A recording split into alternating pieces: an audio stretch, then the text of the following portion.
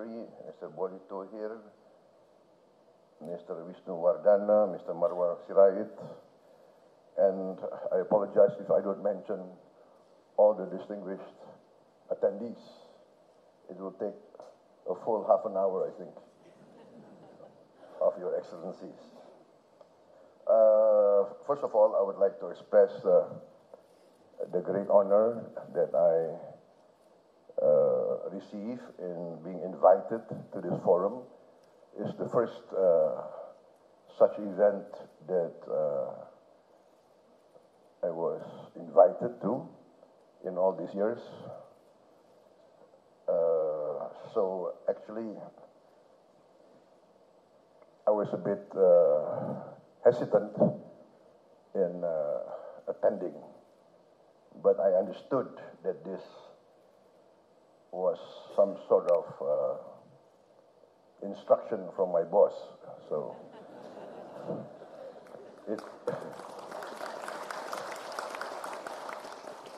one thing I learned in my long career is the golden rule. Golden rule number one, the boss is always right. Golden rule number two, if he's wrong, refer to golden rule number one. And number three, be grateful that he's your boss. So I attend today, and I would like to make some comments. I would like to, first of all, express my admiration for the performance of Bank Mandiri. Yes, I'm proud of Bank Mandiri as an Indonesian. I understand that Bank Mandiri is, number 300 from the Forbes Global 500, right? So not bad, right? And because I have a personal, emotional tie with Bank Mandiri. I was a client of Bank Mandiri many years ago, and I think my record in Bank Mandiri is not too bad. Pak Darmawan, right? Yeah. Right, I paid 100% of my debt. 100%, no haircut. No haircut. I think maybe in the history of Indonesia, I think one of the few clients who paid his debt. 100%. And I would like to commend Bank Mandiri. I understand your NPL is one of the lowest, perhaps the lowest in Indonesia, and one of the lowest in Asia also. So I think as a citizen of Indonesia, I would like to once again express my appreciation, because what you are managing is the money of the people of Indonesia. This is a great responsibility for you, and you have done well, and I commend you for that. And I would like to express to you that you must continue on this great path of performance. My own grandfather was one of, I think he was the first CEO of the first state-owned Bank of Indonesia, and therefore I think I would like to see this tradition of responsible management, of responsible accountability to the interest of the people of Indonesia be strengthened and be continued. Ladies and gentlemen, I stand here before you actually to express to you again that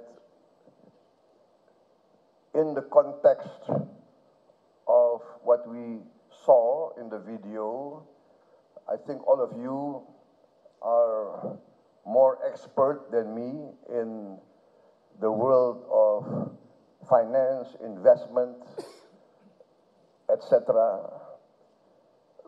But for me, economics, finance is actually very basic. I think the economy of a country must address the need, first of all, of the people of that country. And one thing that I am convinced of in my career is that every people in every part of the world, whatever nation, whatever race, whatever religion, whatever economic and political philosophy, every people in the world desire the same basic things: life, liberty, and the pursuit of happiness. This is a common interest of humanity. And one thing that I am very convinced of, being an amateur historian, being a student of history, being a former soldier, one thing I'm convinced of, the people of all the world, especially, I'm convinced, my people, but I think all your peoples also, desire prosperity. Life, liberty, and the pursuit of happiness means prosperity. Every country, every nation, every people desire this. That means every leader of every country must aspire to bringing prosperity to their people. Whatever political ideology, whatever platform, whatever origin of our aspiration, every leader of every country must aspire to achieve prosperity.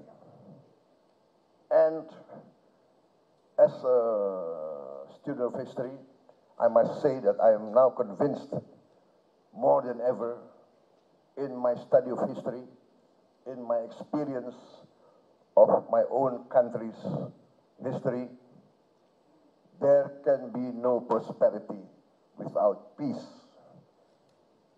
Therefore, the duty of every government and every leader is to try to achieve peace, to maintain peace, in order to bring prosperity.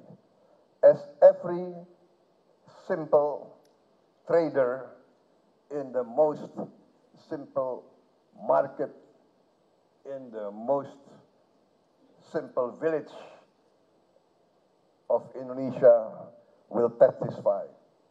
If there is tension, if there is turmoil, if there is a deterioration in the peace of the country, the trader cannot carry out his livelihood. If the trader cannot go to the market and sell his goods, who will buy the produce of the farmer?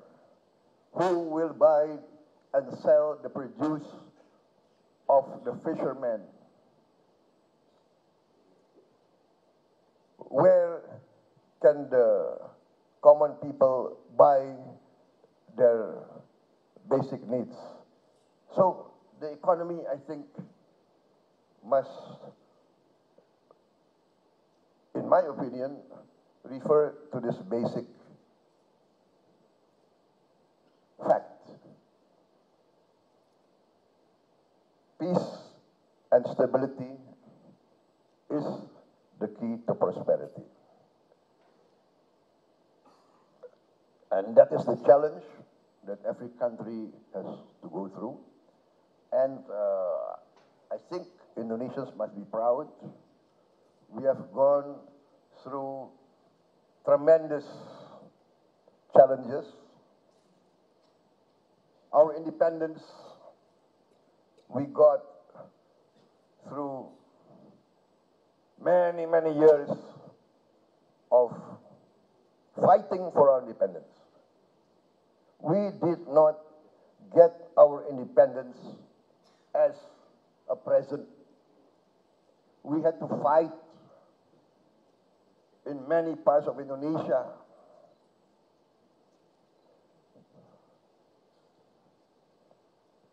When we achieved our independence through a war in which I think nearly all families of Indonesia have experience of losing one of their ancestors or their grandparents or their parents in this struggle for independence. After we achieved sovereignty, we still had to fight rebellions from the ideological spectrum, from the extreme right to the extreme left, foreign incursions, foreign interventions. So, let us now be proud that we have overcome most of these challenges. In the last 25 years, we transitioned from a strong authoritarian regime to a full-fledged democracy. And I think we are now acknowledged as one of the biggest democracies in the world. We have carried out several elections. I would say real elections. I think I have a lot of experience in participating in these elections. I think I participated in 5 general elections.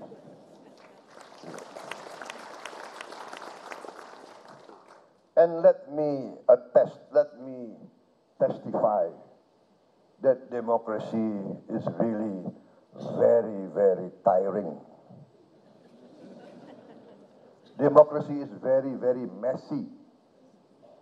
Democracy is very, very costly. And we are still not satisfied with our democracy. There is a lot of room for improvement. But also, let us not have this inferiority complex of always feeling that we are inferior to everybody. I think Indonesia must be proud. In our elections, the turnout is 80% on average. 80%, which is not bad, considering many countries in the home of democracy, sometimes the turnout is less than 50%. and also the size of our country, the vastness of our country. 17,000 islands, spanning the length of Western Europe, the fourth largest population in the world. For instance, in this last election, I could not visit all the provinces of Indonesia. From the 38 provinces, I only managed to visit, I think was only, the last count was 26. So I still, after this election, I still have to go to the rest of the provinces, because I think it was also a promise that the provinces that I could not attend during the campaign, I will come after the campaign. What I'm saying, my point is that Indonesia is a country with great aspirations. My people, my nation have great aspirations. We have great problems. We have great challenges, but we have great aspirations, and we try to achieve those aspirations. We have 820,000 voting stations. 820,000 voting stations, and we carried out five elections on the same day. Election of the president, election of the national parliament, the provincial parliament, the district parliament, the kabupatens, and the cities, and also our regional chamber, which could be maybe equated with the Senate in many countries. 5 elections in the same day, 820,000 voting stations, and everything without any violence, without any incident. And we are carrying out all the processes. Yeah? There are reports of misdemeanors, etc. Everything will be investigated and will be addressed. In the midst of all this, in the midst of all the challenges, the last being the 98 economic meltdown in Asia, in East Asia. After that, our transition to a full democracy, and after that, we had the 2008 financial crisis, and after that, we had the pandemic, COVID, and we have now the geopolitical uncertainty everywhere, which will provide an impact on the economic situation of many countries. Indonesia still managed to weather all these challenges, and everybody must acknowledge that we have done not too bad. We still maintain growth after a pandemic. One of the most vibrant, I think, growth in the world. We have maintained our inflation, one of the lowest in the world. Not bad for Indonesia. And we have maintained a good, prudent economic and fiscal management. I think Indonesia has a good record. We have never defaulted in our economic history. The debts of former regimes have always been honored and cleared by succeeding regimes. Even though they were perhaps ideologically and diametrically opposed. All the debts of the Sukarno era had been honored by the Suharto regime. All the debts under Suharto regime have been honored by succeeding governments. That is our tradition, because in our culture, it is very bad. In fact, it is a taboo to not honor your debt. Our trade balance has been positive for what, the last 5 years? Tremendous, Pak Perry, terima kasih. And our reserves are very healthy, although it must be better in the coming years, right? We are determined to maintain this trajectory. This proven record of prudent and wise management, I think, is very essential, because we see in many parts of the world, for instance, inflation sometimes very difficult to control.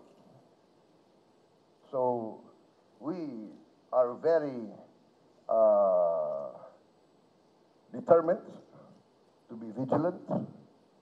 I think the government of President Jokowi is quite successful and maybe unique in managing inflation creatively, right?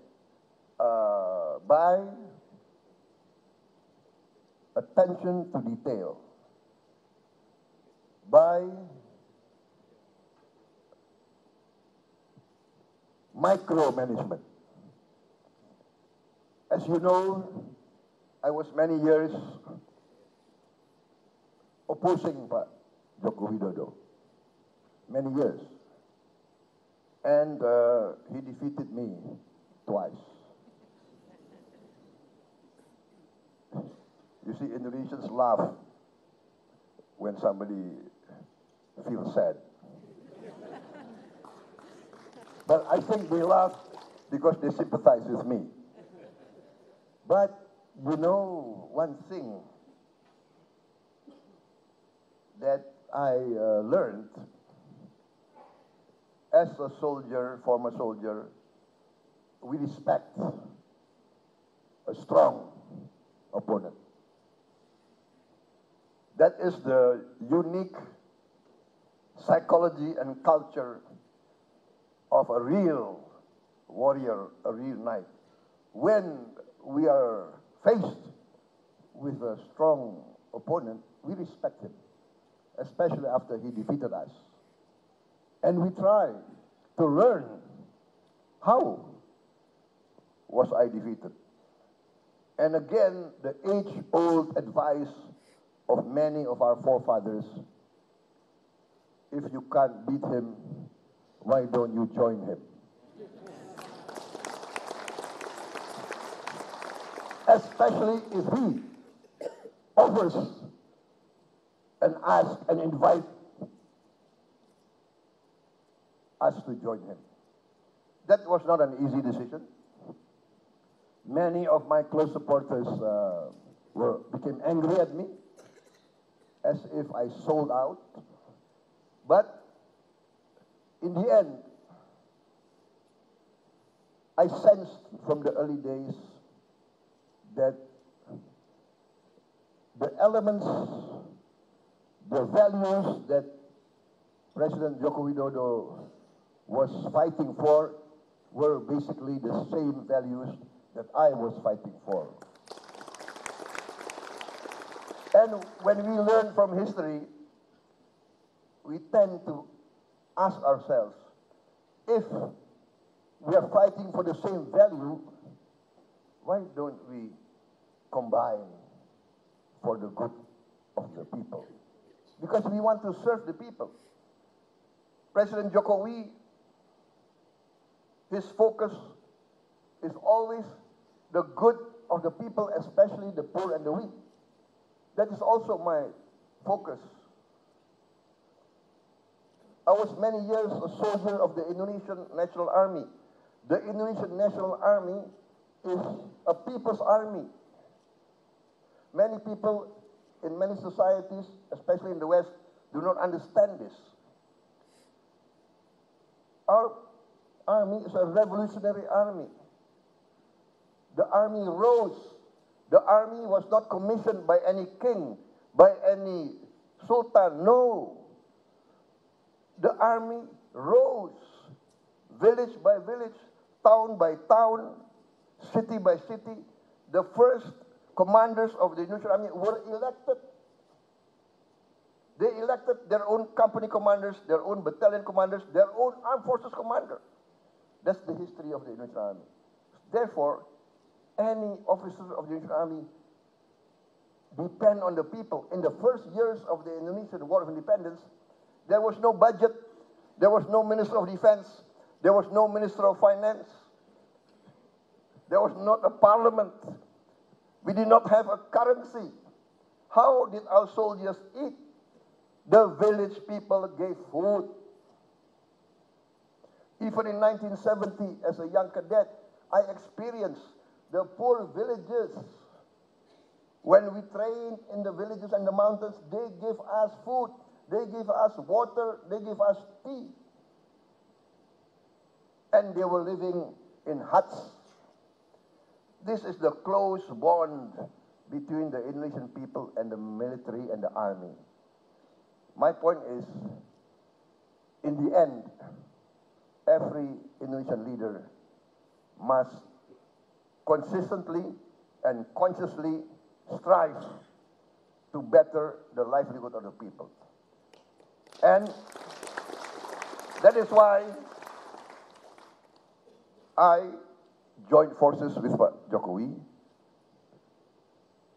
against advice of many of our supporters. And in the process of me joining him, I learned a lot. I understood the mechanism. I saw his policies. His policies, what we call is keberpihakan, taking sides. In every policy, we have to ask, who do we serve? Who do we take sides with? I am convinced that every responsible leader must defend his people and must defend the weakest elements and the poorest elements of society. A few years ago, maybe several decades ago, there are those who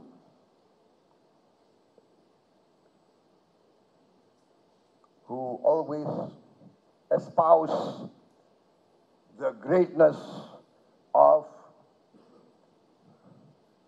one sort of economic philosophy. There's a certain thinking that the poor are weak, and there's a certain philosophy that champion the thinking of survival of the fittest, some sort of social Darwinism. If you are poor, you are weak. The responsibility of a government actually is only to regulate. The responsibility of a government is basically some sort of referee, some sort of watchdog. But there must be free fight. Another philosophy says that a government, a leader is responsible to defend his people. And that's the Indonesian tradition. We have to take care of our poor, of our weak, and of our hungry. economic growth just for economic growth without addressing poverty and hunger, I do not think is viable. We need growth, we need wealth, we need prosperity, because we have to create jobs. We have to support trade, support commerce, support business. This is the philosophy, the ancient wisdom of our history. The duty of a government is to enhance, promote commerce, promote trade, to create wealth, so that with the wealth we can help those who are left behind. So I think this is the philosophy of Pak Jokowi, which in 2 terms I think has proven relevant. As I said, all the macro indicators, you know more than me, right? We are vibrant, we are growing, and I am optimistic. By talking not only with economic experts, I talk with the players. I talk with the economic players of all levels, from the top taipans to the middle, to the cooperatives, to the village traders. By the way, I was chairman of the Traditional Traders Association for many, many years. I'm still board of patron of that organization, which represent, I think, something like, 16,000 traditional markets. So I get input from all this, and I come out with a view that I'm very bullish. I am very optimistic. We will continue the policies of Joko Widodo, which has been proven relevant, and we will add on to those policies in the same trajectory. We will improve what needs to be improved. We acknowledge there's still too much wastage, there's still too much inefficiency. We must have better management, we must have more efficient structure, we must have more vigilant overwatch, we must cut down on corruption, but that is the beauty or the optimism that technology has brought us. With digital technology, we will have a stronger oversight. We will have easier check and balance. We can have faster accountability. We will cut a lot of inefficiency and wastage. So, basically, gentlemen, inshallah, I will be inaugurated in October 20th.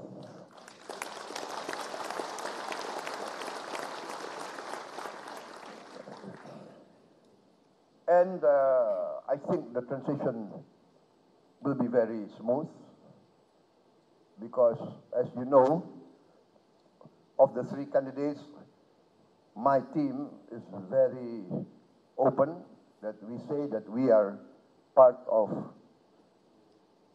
Jokowi's team. We are not shy. And we say, if, especially in the military, if your azimuth when you navigate the difficult terrain and the azimuth is bringing you closer and closer to your objective, why take a risk in changing azimuths? There will be an obstacle. Yes, we can overcome that obstacle. There will be a ravine. Yes, we have to overcome the ravine. But the azimuth, the direction is clear. We are blessed with a lot of resources, but we must be capable in managing those resources so that those resources are used wisely and will be used by our future generations. People talk about climate change, environment, dangers, etc. We are experiencing it. Nobody has to lecture us. We are experiencing day by day. In the northern coast of Java, in the northern coast of this Jakarta, my people are living every day with water up to their knees in their bedrooms.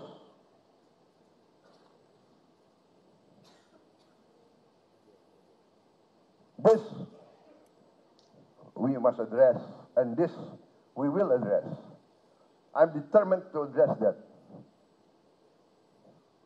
We cannot be a member of the G20 and our people are living in such conditions. Therefore, ladies and gentlemen, I am very bullish, my team is very bullish. I speak with all the stakeholders, yes. They are very bullish. We have a lot of programs, and we have a lot of strengths. We have fundamental strengths, which needs only good management with the help of technology. For instance, our tax ratio can be much improved. I think we are now around, is it 10% now? Yes, 10%. And our neighbors are at 16%. Thailand, yeah, Malaysia at 16%. Vietnam, Cambodia, they're around 16, 17, 18. Room for improvement. Pak Erick, ya, Pak Darmawan, Pak Kartiko, Pak Khatib, please give me a recommendation who will be the Director General of Tax.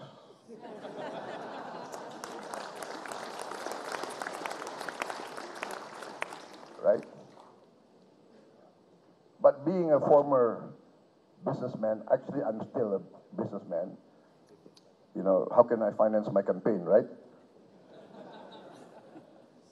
A lot of journalists around here, yeah? Okay. What I'm saying is, if Thailand can achieve 16% tax ratio, if Malaysia can, if Vietnam can, if Cambodia can, why cannot Indonesia? That is my question to all the managers, the economic experts. Please let us, not in the sense that we have to increase taxes. No, we have to widen the tax, what do you call it, the tax payers, right? And I think this can be done. If from 10% we can increase to 16% like Thailand, 6% of $1,500 billion GDP. That's significant, right? That is what?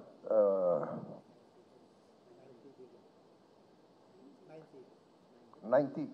That's $90 billion. $90 billion. We have now, I think, one of the lowest ratio of government spending to GDP. One of the lowest in the world. The last figure was 15.5% government spending to GDP. We have also the lowest, I think, debt to GDP ratio. I think we are now at 39%. 39%. We are well under the mandatory 3% cap on our lending. 3%, by mandatory for our deficit towards GDP. We are now, even now, at present, it's about 2%. Projected, I think we can easily go to 2.6, 2.8%. And we will still be under this mandatory 3% ceiling, which is actually, basically, we adopted from the European Union, from the Maastricht Treaty, I think. And interestingly, many strong countries of the European Union do not maintain their own cap. I think France is around 6.8% of GDP. Germany is also around 6%. Italy is around 8%. So Indonesia, not bad. So I must again commend all the economic managers and fiscal managers of this government and the previous governments. So I think this tradition is very strong in our the back of our mind, and that's why I would like to maintain this close cooperation between the top players of industry and commerce, between the bankers, financial system, the government, political leaders, the middle and weakest part of the economy, small enterprises, yeah, UMKM, yeah, the middle and small enterprises, the cooperatives of the farmers, the fishermen, the traders. I think our approach is collaboration, cooperation between all these economic players. We do not want a zero-sum game. We want a collaborative effort. Our strategy is not a zero-sum game, not winner takes all, but we want win, win, win, win. That is what we want. We are open for investment. We would like to see more investment. And in order to attract investment, as I said, I am of the opinion that we must clean up our act, improve, once again I said, efficiency, mitigate, if possible, eliminate, but at least mitigate more and more corrupt practices, enforce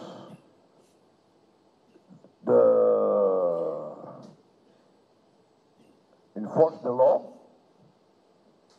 assure all investors, foreign and domestic, they will get the best protection and the best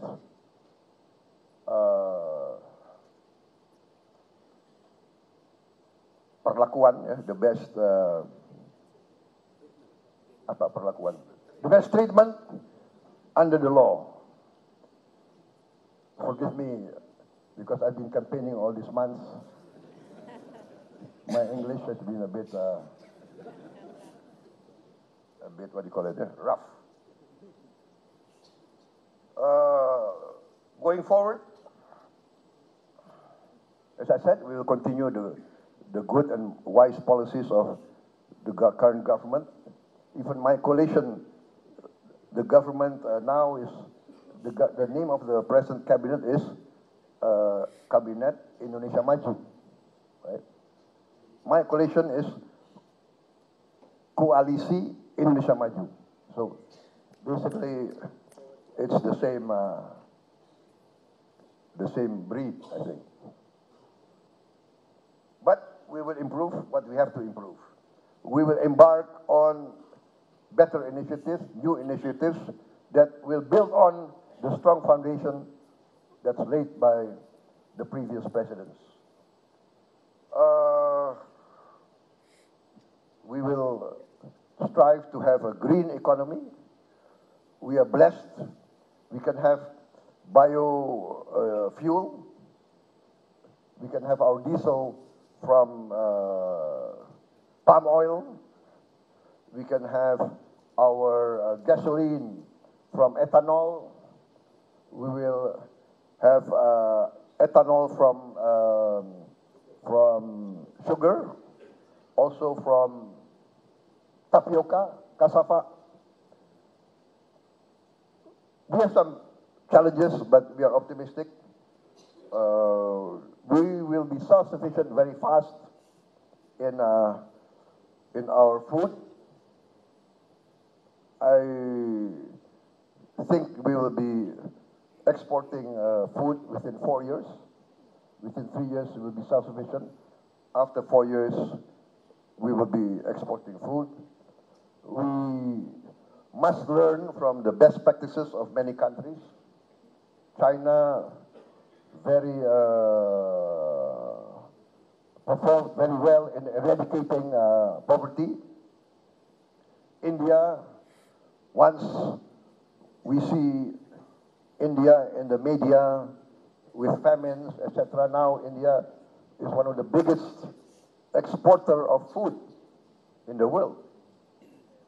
We must learn from the best practices of India, of China, how to alleviate poverty from many countries around the world. In conclusion, ladies and gentlemen, I'm convinced, basically, I'm personally convinced that we can boost our growth. My own estimate is within the next 4 or 5 years, we can achieve 8% growth, maybe more. Yeah.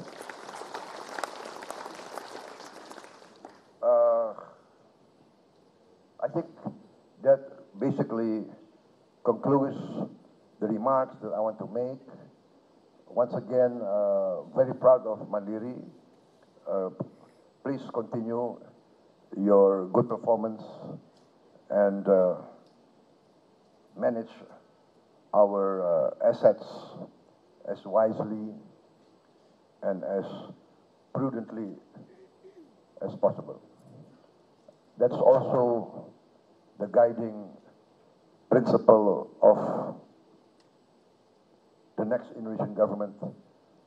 We want growth, but we want to overcome poverty. We want to create jobs. We want to get rid of hunger. And the way forward is very clear. We will push efficiency. We will push rational decision making. There can be no distortion of the economy. We must carry out best practices, and we are very optimistic we can carry that out. We will look for the best and the brightest of Indonesians. We will work democratically, but we will not be shy from taking decisive actions, because the present age has created a new phenomena. The poorest of the poor knows what is happening. With the technology, with IT, with social media, with TikTok, the most remote part of Indonesia know what is happening. They know who is fighting for them. And they cannot be manipulated easily anymore. So I think that concludes my remarks. We are open for business. We would like to investment from everywhere. What can be done by the private sector, we must allow the private sector to do it. State-owned enterprise by Eric. Yeah, we must rationalize. If there's no real strategic reason, maybe we have to really have a program of rationalizing and privatizing many of the state-owned enterprises. The state can regulate, the state can oversight, the state must also have a strategic decision-making in the strategic sectors. But basically, I don't see, for instance, why we need to be present in every sector of the economy, right? I mean, I think tourism in the 50s, the government has to take a pioneering role, but now I think we must allow the private sector to be more and more dominant. If possible, we don't need, I think, state-owned hotels, I think. What do you think, Eric? Right? But I'll ask for your advice. Yeah. I want to take a rational and common sense approach, and I need all the advice I could get, and therefore, you know, I want the best input. So please, ladies and gentlemen from this forum, actually, if I have time, I would like to sit and hear the panelists. So maybe I come incognito later on this afternoon.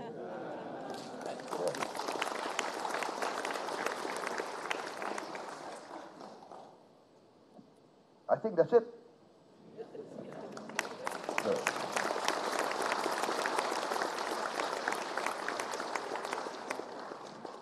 I think I've mentioned in conclusion 6 times already. Wassalamualaikum warahmatullahi wabarakatuh. Thank you very much. Thank you, Excellency, for your remarks. Please remain on the stage as we will proceed with the token.